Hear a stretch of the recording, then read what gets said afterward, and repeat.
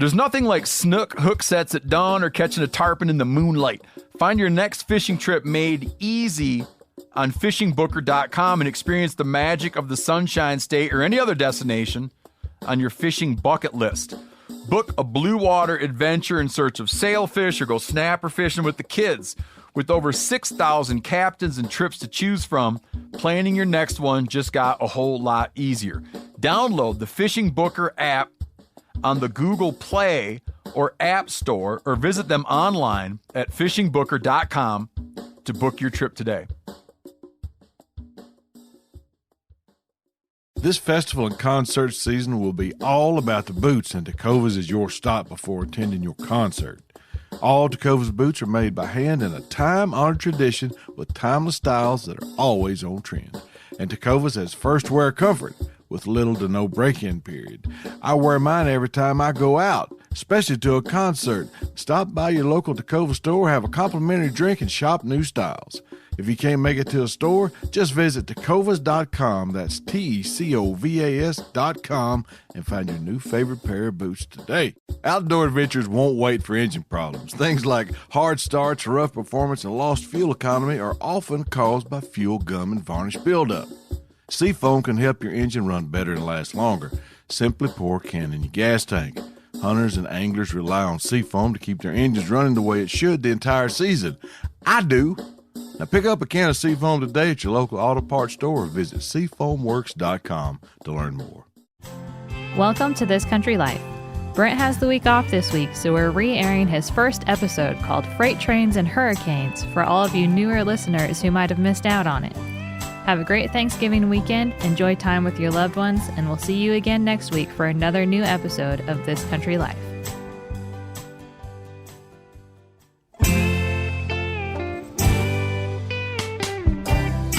Welcome to This Country Life. I'm your host, Brent Reaves. From coon hunting to trot lining and just general country living, I want you to stay a while as I share my stories and country skills that'll help you beat the system. This Country Life is proudly presented as part of Meat Eaters Podcast Network, bringing you the best outdoor podcasts the airways have to offer. All right, friends, pull you up a chair or drop that tailgate. I think I got a thing or two to teach you. Welcome to Meat Eaters This Country Life podcast with me, Brent Reaves. Some of you may know me from my shenanigans on the bear grease render with my buddy Clay Newcomb.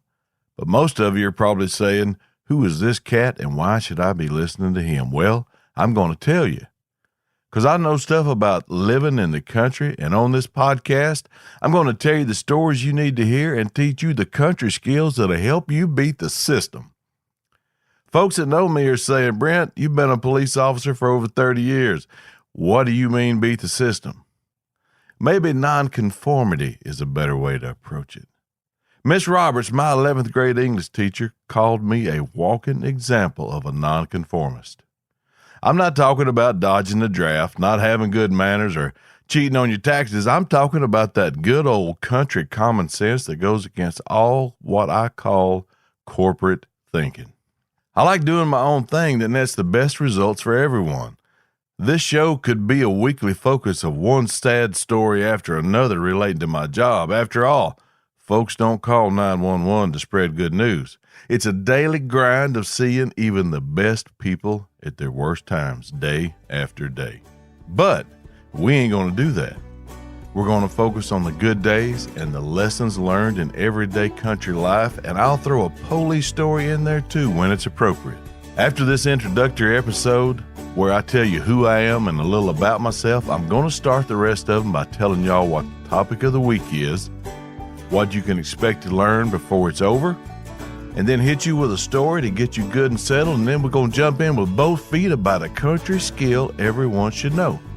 Hunting, fishing, and just general country living is what we're going to be talking about. If it can be done in rural America, it's fair game, on the list, and the lessons learned can usually be applied everywhere. Here we go.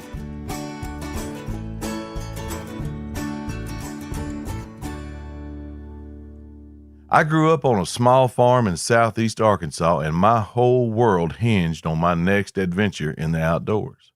I loved to hunt anything and everything.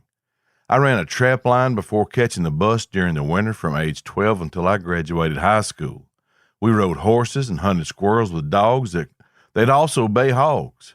As a matter of fact, we hunted just about everything with dogs other than turkeys. Mountain curs, walkers, pointers, and Labradors were what we used most for hunting squirrels, coons, quails, ducks, deer, and coyotes. Also, there wasn't a bluegill, brim, bass, or a catfish safe that swam anywhere near the tepid waters of Cleveland County. My family's heritage and legacy in that part of Arkansas dates back to when it became a state, and hunting, fishing, and farming wasn't just a way of life. It was the only way of life. The Saline River, that most holy stretch of water that runs from north to south through the heart of Cleveland County, remains to this day the lifeblood of my family's past and the focus of our sporting future.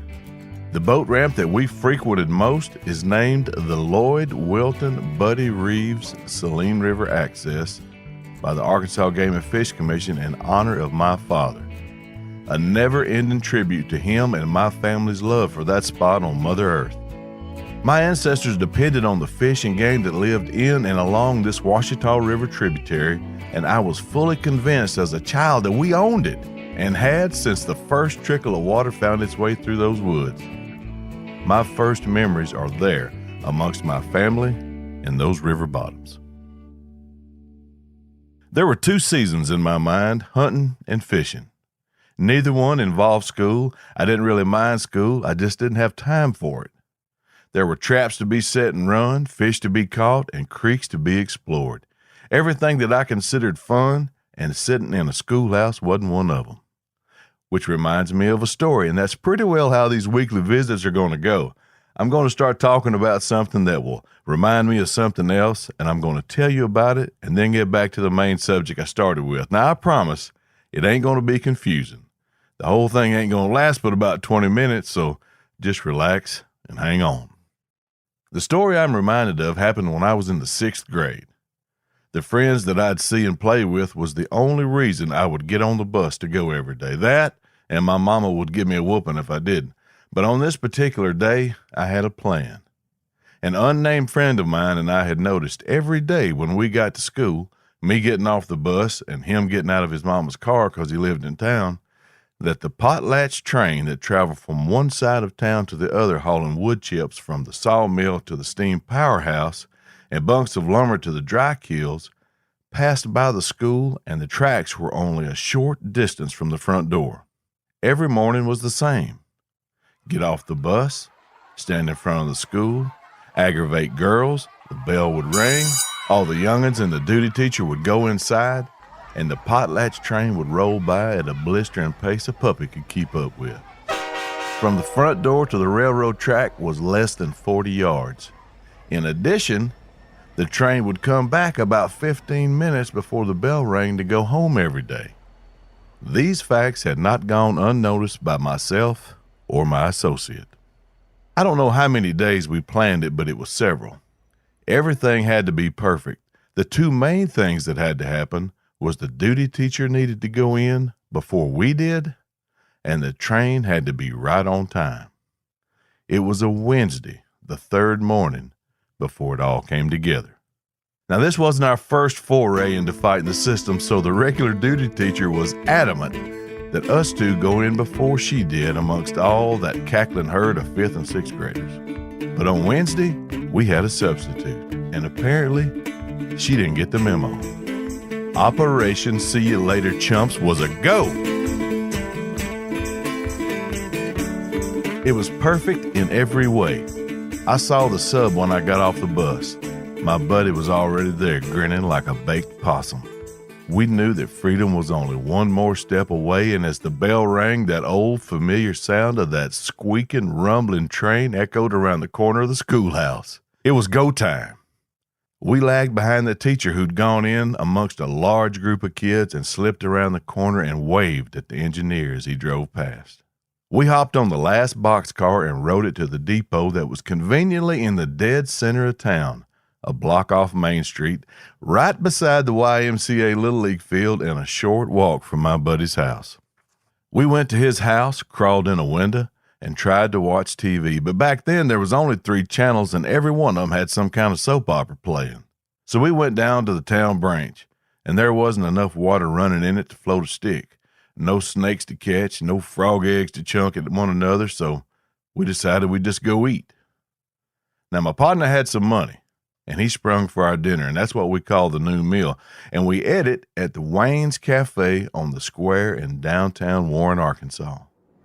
We shot a couple of games of pool and pinball in the back of the building while the old men that were regular smoked cigarettes and solved the world's problems.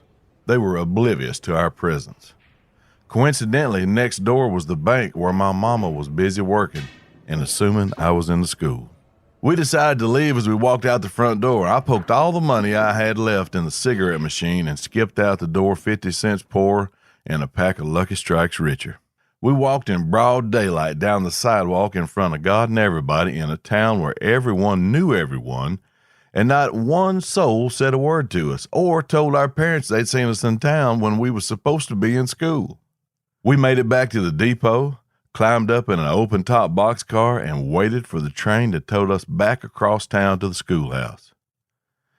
We were sitting on tons of pine chips about the size of $50, smoking Lucky Strikes like they wasn't going to make them anymore, when the train jerked and commenced to take us back across town.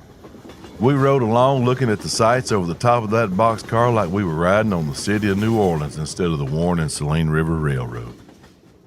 When we got back across town, we climbed down the ladder on the opposite side of the school, bailed off the train at the exact spot we got on it that morning, waited while the train rolled on by, and hid in the bushes till the bell rang. When it did, we walked across the tracks to the school and blended into the stampede of children that poured out of that building like it was on fire. He got in the car rider line, and I walked up on the bus like my name was on the title. It was absolutely the most foolproof plan I'd ever devised, even up till now. My pals on the school bus immediately recognized my achievement after not seeing me all day and gave me the proper respect it afforded by not saying a word about it. We could have been caught at any turn, but for reasons unknown to either of us, we weren't. We never got caught. No one would know about it if I hadn't just fessed up to it. 2 young lads, not quite 12 years old, had conspired to beat the system, and we did. They both would grow up and be involved in law enforcement, me on the badge-toting end and him on the other. I think about it sometimes, and I wonder how it come to him growing up and violating the law and me making a living out of enforcing it. I don't have an answer. All I know for sure is if it had to be one of us going rogue, I'm glad it was him. This festival and concert season will be all about the boots, and Tecovas is your stop before attending your next concert. Tecovas has seasonal and limited edition offerings this spring, including men's and women's boots, apparel, hats, bags, and more. All Tecovas boots are made by hand in a time-honored tradition with timeless styles that are always on trend. And Tecovas has first wear comfort with little to no break-in period. It's hard to find this level of comfort paired with this level of style. Plus, their direct-to-consumer pricing keeps value on your feet and money in your pocket. I never go to a concert without mine, and it was all they could do to keep me off the stage. Stop by your local Tecova store, have a complimentary drink, and shop new styles. The smell of fresh leather and friendly staff are at your service. Many stores have leather custom branding to make your boots truly personalized. And with regular live music and events, there's no in-store experience like it. If you can't make it to a store, just visit tecovas.com. That's TECOVAS.com and find your new favorite pair of boots today. There's nothing like snook hook sets at dawn or catching a tarpon in the moonlight. Find your next fishing trip made easy on fishingbooker.com and experience the magic of the Sunshine State or any other destination on your fishing bucket list. Book a blue water adventure in search of sailfish or go snapper fishing with the kids. With over 6,000 captains and trips to choose from, planning your next one just got a whole lot easier. Download the Fishing Booker app on the Google Play or App Store, or visit them online at fishingbooker.com to book your trip today. We've all seen plenty of gadgets and fads come and go, but there's one product that stood the test of time: Seafoam motor treatment. Now, lots of hunters and anglers know that Seafoam helps engines run better and last longer. It's really simple. When you pour it in your gas tank, Seafoam cleans harmful fuel deposits that cause engine problems. I'm talking stuff like hard starts, rough engine performance, or lost fuel economy. Seafoam is an easy way to prevent or overcome these problems. Just pour a can in your gas tank and let it clean your fuel system. You probably know someone who's used a can of Seafoam to get their truck or boat going. You do know someone. Me. I've been using it for years. Really. People everywhere rely on Seafoam to keep their trucks, boats, and small engines running the way they should the entire season. Help your engine run better and last longer. Pick up a can of Seafoam today at your local auto parts store or visit seafoamworks.com to learn more. All right. I've been a police officer in the state of Arkansas since 1991. I've worked everything from patrol, SWAT, undercover narcotics, burglaries, homicides, you name it, I've done it. I've served with some fine folks, some real heroes. And I think I've seen just about every kind of person there is, the good ones, the bad ones, and all those in between. I've been in a few tight spots when I didn't know if I was going to make it back home, which reminds me of a perilous story that has absolutely nothing to do with law enforcement, but peril is peril. There ain't no difference to the dead man at being dead at the hands of some outlaw or a dangerous thunderstorm in the middle of the Arkansas River. I spent countless hours with my older brother Tim chasing animals, none so much as waterfowl. To catch these beautiful creatures, one must implore the use of many different types of equipment that usually includes waders, firearms, boats, ATVs, and to be successful, you must be in the places ducks like to go, like rivers, lakes, reservoirs, etc. All of these items and the places you use them have one thing in common. They are all capable of killing you if you use them the wrong way, or if you don't respect them. I've come close to migrating to that great duck blind in the sky on more than one occasion. This is one particular one that comes to mind. It was opening day in the late 80s. Tim and I were sitting under the Pendleton Bridge, which crosses the mighty Arkansas River well before daylight, trying to wait on a thunderstorm to go by. Our boat was ready to launch, our gear placed in its appropriate spot, decoys sacked up and loaded in the boat, and each of us anxious to get to the morning's hunt and get that duck season started. My black lab, Ann, was also anticipating, and she just walking back and forth on that bridge, looking at me like saying, come on, let's go. The Arkansas River has claimed many lives, and Tim and I have been on it before when storms blew in, and it's not safe to be navigating the river when Mother Nature's letting off a little steam. We impatiently waited, and about 45 minutes before sunup, the rain stopped, the clouds broke apart, and we launched the boat for the 15-minute ride upriver to our spot. We made our way to the place that we'd picked out, relieved that the weather had improved, and looked forward to a good hunt. Now, when we got there, we quickly set up the decoys, finished preparing for the hunt just as the sun started to brighten the horizon. I can recall a few ducks flying that morning. I think we only killed like a green-winged teal or two before they absolutely just stopped flying. The storm that morning had moved in from the southwest, dropped an enormous amount of rain, blew the rest of the leaves off the trees, and left nearly as fast as it had approached. Unbeknownst to us, the storm we like to refer to now as Hurricane Muskrat was just warming up and getting ready to put on a big show.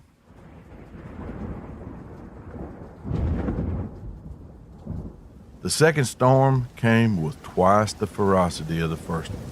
It rolled right over the top of us. We quickly loaded the boat with our gear, grabbed the dog, and headed for the boat ramp.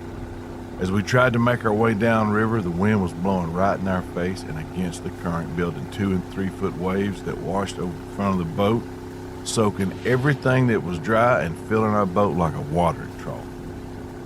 I knew we'd never make it to the boat ramp, so I turned the boat toward a small sandbar and headed there as fast as I could. I ran the boat up on the sand and Tim and Ann and I sprinted to a small depression that held about 3 inches of water. Muskrats had tunneled into one end of the pothole, and the river had broken through when the water level was higher and allowed it to drain, exposing the pothole like it was like a shallow soup bowl. We hunkered down near the down current end of the pothole and, putting our backs to the bank, attempted to lie as flat as we could. The wind was blowing so hard that it was raining sideways, and the lightning that came with it was purple, frequent, and, buddy, it was way too close. Lightning was striking the sandbar, and we could feel the concussions of thunder, and that was the only thing that drowned out the noise of the wind and the rain. I was scared. Tim looked up the bank of the pothole and saw a muskrat den that had partially washed out below the rim and offered a little more protection from the storm. The washout was about 3 feet wide, and the top of the bank hung over the opening like a little cave. Now, on a normal day, a small child wouldn't have had enough room to sit in there and play. On this day, me and Tim didn't have any problem getting in there and still had room to include the dog. The storm got so bad that I started worrying about the river washing the boat away. Had that happened, we would have literally been up the creek without a paddle or a boat from which to paddle it. I told Tim that I was going to check on the boat, which was like less than 100 yards from our shelter and across the sandbar, but you couldn't see it because of how hard it was raining. I took off with the boat, and Ann took off with me. The wind blew her sideways, and then it blew her off her feet as she tried to stay at my heel. So I went back to the muskrat den and told her to stay with Tim. I found the boat, and it was completely swamped and going nowhere. The weight of the water had welded it to the sandbar. I ran fast as I could back to Tim and Ann, and staying as low as I could while lightning was hitting all around me, and promising to live my life in a better fashion if I could just live to see another day. Crawling back into that 1.5 foot space made me realize that fear and love of life are ample motivators when it comes to accomplishing a goal. The water level in that pothole was about 3 inches when we first crawled in. When we got out of it, it had risen over 2 feet. This storm only lasted about 40 minutes, but as fast as it started, just like the other one, it ended. The rain stopped, the wind died down, and the clouds began to clear.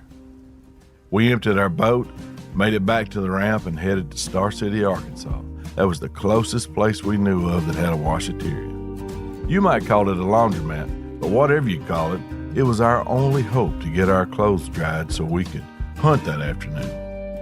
I told Tim we'd disrobe in the laundromat, put our waders on, and wait for our clothes to dry.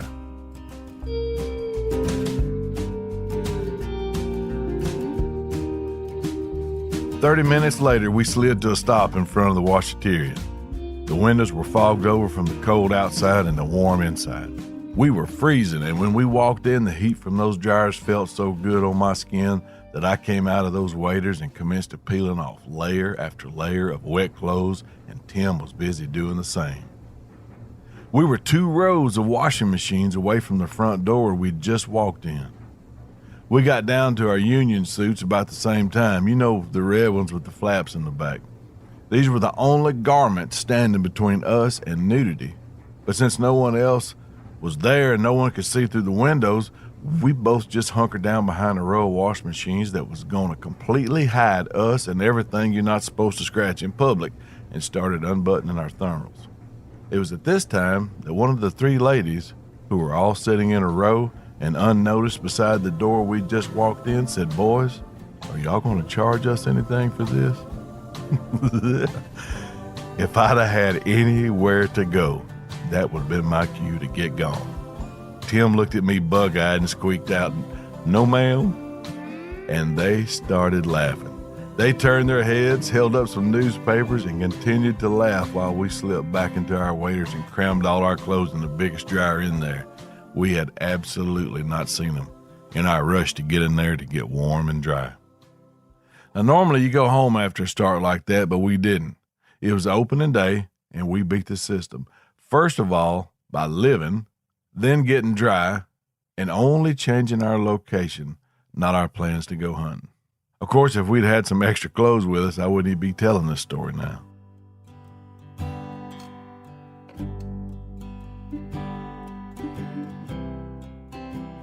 That's a couple examples of who I am. You'll be learning more about me and my life experiences as we go along. First and foremost, I'm a husband, a father, and a grandfather, and those are the best jobs I've ever been blessed to have. I'm also an outdoor videographer, writer that's been fortunate enough to travel to some amazing places to capture on film some incredible hunts. Helping people and having fun, that's what I like to do, and that's what I'm going to continue to do. That's what this whole podcast is about, and if we can't do both every week, I bet we can do one or the other. My dad told me when I was a little boy that there's no place you'll ever be that you can't have fun, and if the place you are ain't fun, then you make it fun. I ain't ever forgot that, and that's how I try to live my life. So if you like hearing stories and want to learn a country skill or two that could impress your friends, maybe raise your credit score and help you beat the system, I expect to see you here next week. Bring a friend and an extra set of clothes, you might need them. This is Brent Reaves signing off. Y'all be careful.